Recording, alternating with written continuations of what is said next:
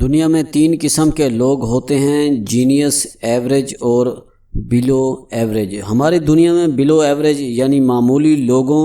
اور ایوریج یعنی سطحی لوگوں کی کوئی کہانی نہیں ہوتی۔ یہ لوگ آتے ہیں، زندگی گزارتے ہیں اور اکثر اوقات اپنے جیسے بچے پیدا کر کے چپ چاپ دنیا سے رخصت ہو جاتے ہیں، لہٰذا ان کی زندگی پر کوئی کہانی، کوئی کالم اور کوئی کتاب لکھی جاتی ہے اور نہ کوئی ڈرامہ یا فلم بنائی جاتی ہے۔ یہ دنیا میں آتے ہیں تو کسی کو پتہ نہیں چلتا، یہ چلے جاتے ہیں تو بھی کسی کو علم نہیں ہوتا، جبکہ جینیس لوگوں کی کہانیاں بھی لکھی جاتی ہیں اور ان پر فلمیں بھی بنتی ہیں اور ان کے ڈرامے بھی بنائے جاتے ہیں۔ میں اپنے سیشنز میں اکثر عرض کرتا ہوں، آپ اگر تاریخ میں زندہ رہنا چاہتے ہیں تو کوئی ایسا کام کر جائیں جس پر آنے والے لوگ کتابیں لکھیں اور ڈرامے بنائیں، اور آپ اگر یہ نہیں کر سکتے تو پھر جینیس لوگوں کے بارے میں کتابیں لکھیں، آپ بھی ان کے ساتھ زندہ رہ جائیں گے، ورنہ یہ جیون سفر رائگاں کے سوا کچھ نہیں۔ یہ ایک بات تھی، آپ اب دوسری بات بھی ملاحظہ کیجئے۔ دنیا کے تمام ایکسٹرا آرڈنری لوگ ایک جیسی زندگی گزارتے ہیں، یہ آج کے دور میں ہوں یا ماضی میں، مصیبتیں، مشکلیں، دھوکے اور بے وفائیاں ان کا مقدر ہوتی ہیں۔ یہ بیچارے پوری زندگی گرم توے پر تیل کی بوند کی طرح اچھلتے کودتے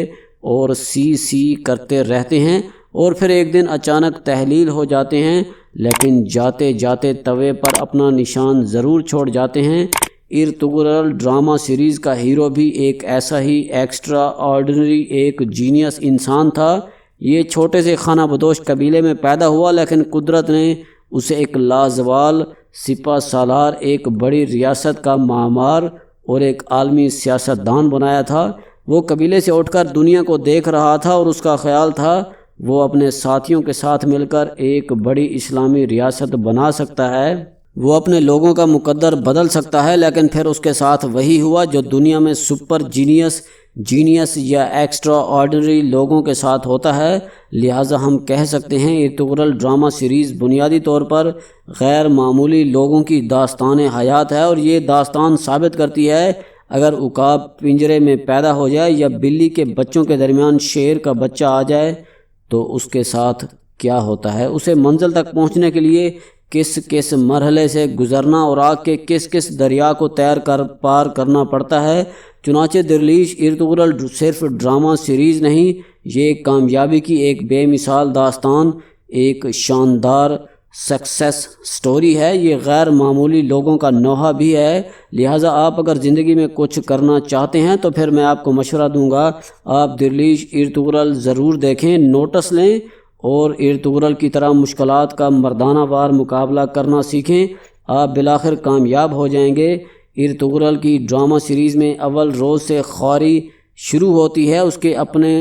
اور پرائے سب اس کو دکھ دیتے ہیں، یہ گھر سے بھی مار کھاتا ہے اور باہر سے بھی، یہ بار بار قبیلے سے بے دخل کر دیا جاتا ہے، یہ درجنوں بار قید ہوتا ہے، اس کا والد، اس کی والدہ اور بھائی بھی اس کا ساتھ چھوڑ دیتے ہیں، اس کا عزیز ترین دوست ترگت بھی اس وقت اس کے پیٹ میں خنجر گھونپ دیتا ہے جب وہ جوش میں اس سے گلے مل رہا ہوتا ہے، اس پر روز تلواروں، تیروں اور خنجروں سے حملے ہوتے ہیں۔ یہ آغوز قبائل کو اکٹھا کر کے علاقے کی بڑی سیاسی طاقت بنانا چاہتا ہے، لیکن قبیلے آپس میں لڑتے رہتے ہیں اور یہ آگے بڑھتا ہے تو پیچھے بغاوت ہوتی ہے، یہ دوڑ کر واپس آتا ہے تو آگے بیڑا غرق ہو جاتا ہے۔ ڈرامہ سیریز کی 500 قسطوں میں اس کو سکھ کا سانس نصیب نہیں ہوتا، اسے اطمینان کی ایک بھی رات نہیں ملتی۔ یہ منگولوں سے بچتا ہے تو عیسائی ٹیمپلرز تلواریں لے کر نکل آتے ہیں، یہ ان سے بچتا ہے تو مسلمان اس کے ٹکڑے کرنے کے لیے نکل آتے ہیں۔ اس کی زندگی میں اپنے اور پرائے سب برابر ہیں، ہر طرف جاسوسوں اور دشمنوں کا جال بچھا ہے، کون کس وقت حملہ کر دے یہ نہیں جانتا، سوتے ہوئے بھی اسے ایک آنکھ کھلی رکھنی پڑتی ہے۔ یہ ابھی ایک مسئلے سے نکلا نہیں ہوتا تو دوسرا مسئلہ سامنے کھڑا ہوتا ہے، ایک سے بچ کر نکلتا ہے تو تھپ تھپ کی آواز آتی ہے اور کوئی دوسرا اس پر حملہ کر دیتا ہے۔ مصیبتوں کے اس عالم میں اس کے صرف 4 مددگار ہوتے ہیں، ابن عربی، بیوی حلیمہ سلطان، والدہ حیمہ اور بچپن کے 3 دوست، اور بس یہ جب انتہائی مجبور ہو جاتا تھا تو ابن عربی اس کے پاس پہنچ جاتے تھے اور وہ قرآن مجید، احادیث اور سیرت کے واقعات سنا کر اس کا حوصلہ بلند کرتے تھے۔ بیوی جلتے ہوئے عالم میں جذباتی سہارا تھی، ماں اپنے 4 بیٹوں میں سے صرف اس کے ساتھ کھڑی ہوتی ہے اور دوست اسے ہر مشکل، ہر قید خانے سے نکال لیتے تھے۔ لہٰذا ارطغرل پوری سیریز میں کیچڑ میں پھنسے اس بیل کی طرح محسوس ہوتا ہے جو زور لگا کر گٹھے کو کیچڑ سے باہر نکال رہا ہے، لیکن دائیں بائیں موجود لوگ اس گٹھے پر مزید سامان لادتے چلے جا رہے ہیں۔ وہ ایک ایسا انسان محسوس ہوتا ہے جو اپنے لوگوں کا واحد سہارا ہے، جو اپنے لوگوں کے دکھوں کا مداوع کر سکتا ہے، لیکن وہی اپنے لوگ اس کے راستے میں رکاوٹیں کھڑی کرتی چلے جاتے ہیں۔ وہ ان سب مصیبتوں کا مقابلہ کرتا چلا جاتا ہے، لیکن پھر اچانک اس کا واحد جذباتی سہارا بھی ساتھ چھوڑ دیتا ہے۔ اس کی اہلیہ حلیمہ سلطان عین اس وقت انتقال کر جاتی ہے جب اس کا سب سے بڑا بیٹا صرف 3 سال، دوسرا بیٹا سال اور تیسرا 1 دن کا ہوتا ہے، اور یوں ارطغرل کو منگولوں سے مقابلے کے ساتھ ساتھ اپنے بچے بھی پالنا پڑتے ہیں، اور 3 بچوں میں سے 2 دودھ کی عمر میں ہیں۔ آپ المیہ پر المیہ دیکھیے، یہ جب سلطان علاء الدین سلجوق سے سغوت کا زرخیز ترین علاقہ لے لیتا ہے تو اس کے قبیلے کے لوگ وہاں جانے سے انکار کر دیتے ہیں اور وہ انہیں بڑی مشکل سے مناتا ہے۔ اس سے پہلے جب اس کا بڑا بھائی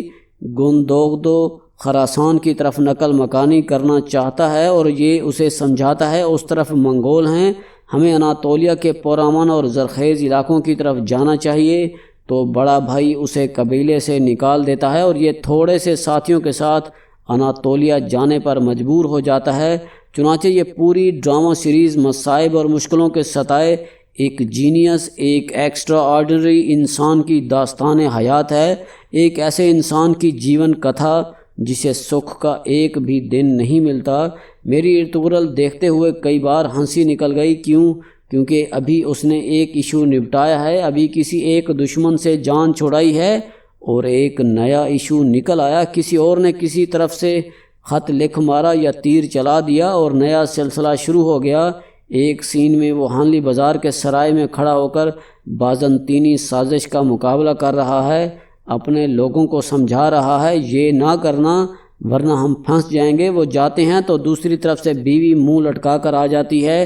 بیوی کا خیال ہوتا ہے دوسرے قبیلے کے سردار نے اسے اپنی بیٹی سے نکاح کی پیشکش کی ہے اور یہ مجھے جان بوجھ کر نہیں بتا رہا، اور وہ بے چارگی سے کبھی بیوی کی طرف دیکھتا ہے اور کبھی جاتے ہوئے لوگوں کو،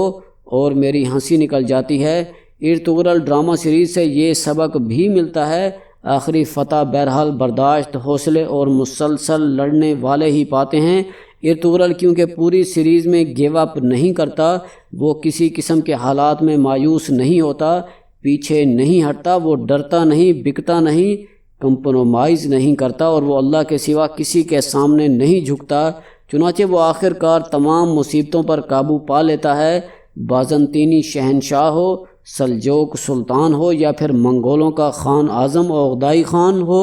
وہ سب اسے تسلیم کرنے پر مجبور ہو جاتے ہیں، اور یوں چھوٹے سے قبیلے کا نوجوان چرواہا اپنے وقت کی تمام سپر پاورز کو متاثر کر لیتا ہے۔ وہ سغوت جیسی چھوٹی سی وادی میں تاریخ کی سب سے بڑی سلطنت اور خلافت کا بیج بونے میں بھی کامیاب ہو جاتا ہے۔ میں بچپن سے علامہ اقبال، مولانا روم اور حضرت محی الدین ابن عربی کو پڑھ رہا ہوں۔ یہ تینوں پوری زندگی مرد مومن اور مرد مجاہد کا پرچار کرتے رہے، جس کی نگاہ بلند، سخن، دل نواز اور جاں پرسوز ہو، اور جو قہاری، غفاری، قدوسی اور جبروت بھی ہو، جو اپنی ٹھوکر سے کاخ امراء کے در و دیوار ہلا دے، اور جو شیر کا دل اور شاہین کی آنکھ کا مالک بھی ہو۔ میں نے ارطغرل دیکھا تو مجھے محسوس ہوا بنانے والوں نے اس ڈرامہ سیریز کے ذریعے ابن عربی، مولانا روم اور علامہ اقبال کے مرد مومن کے تصور کی ڈرامائی تشکیل کی ہے۔ ترک اسلامی تاریخ کی کتابوں میں چھپے مومن کو سکرین پر لے آئے ہیں،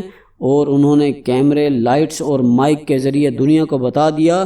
ہم مسلمان اصل میں یہ ہیں، ہم رزم حق و باطل میں فولاد اور حلقہ یاراں میں بریشم کی طرح نرم ہوتے ہیں۔ چنانچہ دنیا اگر ہمیں فولاد دیکھنا چاہتی ہے تو یہ حق و باطل کی رزم بچھا لے، اور یہ اگر ہمیں ریشم کی طرح محسوس کرنا چاہتی ہے